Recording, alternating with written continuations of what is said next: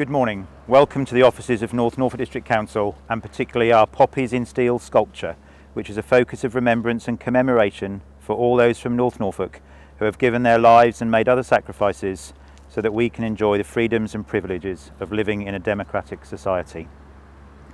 We are here today to remember those who fell and fought during the conflict in the Far East as part of the Second World War, and are fortunate to have with us 3 generations of the Farrow family, whose father and grandfather, Sergeant Jack Farrow, fought in and survived this conflict, and also descendants of Len Fiske, and are remembered today as we commemorate locally the 75th anniversary of victory over Japan Day here in North Norfolk.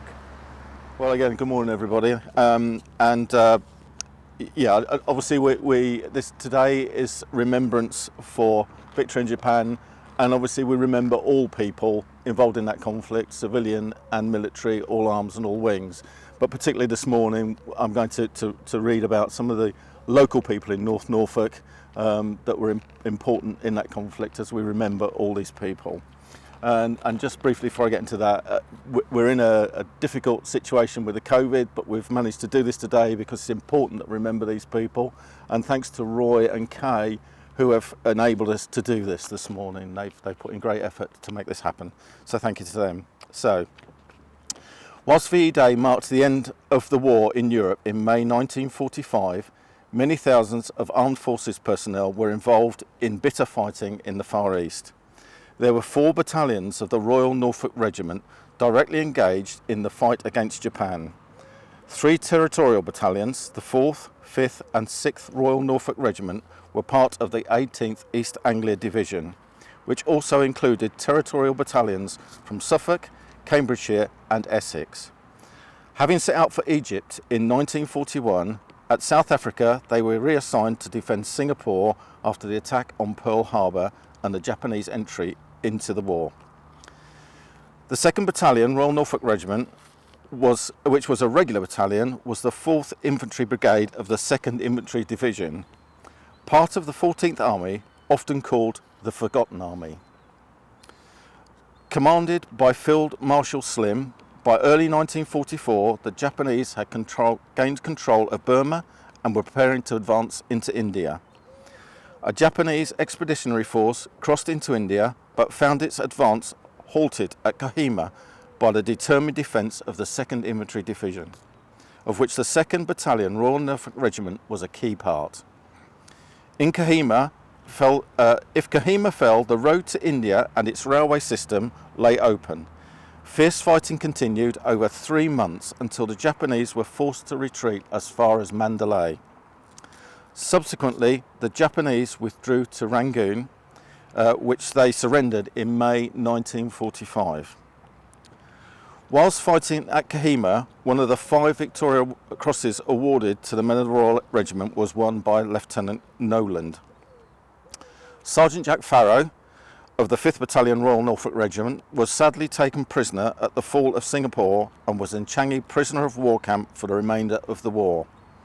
He was put in charge of the cemetery and kept a secret diary which was turned into a book published in 2007 called Darkness Before Dawn, a day of a Changi prisoner of war, 1941 to 1945. Len Fiske was called up almost 2 years after the outbreak of the war, expecting to be posted to India. He was instead sent to Singapore. Just days after his arrival, Len and his fellow soldiers were ordered to surrender and found themselves forced to march 60 miles to work on the notorious Burma Railway. They were made to toil from 8 a.m. until 6 p.m. 7 days a week, surviving on just 2 bowls of rice a day. After the completion of the railway in 1943, Len and his fellow 5th Battalion Royal Norfolk Regiment soldiers were transported to Japan, where they were imprisoned in the Omi prisoner of war camp and sent to work in a nearby factory. By the time Omi was liberated at the end of the war, Len had spent time in 4 prisoner of war camps. Len was probably one of the oldest people to have served so long after their experiences in World War II, and sadly died in 2017, aged 102. So we remember today the 152 men from Norfolk listed in the Far Eastern Prisoner of War who came from the towns and villages of North Norfolk. Thank you. They shall grow not old, as we that are left grow old. Age shall not weary them, nor the years condemn them. At the going down of the sun, and in the morning, we will remember them.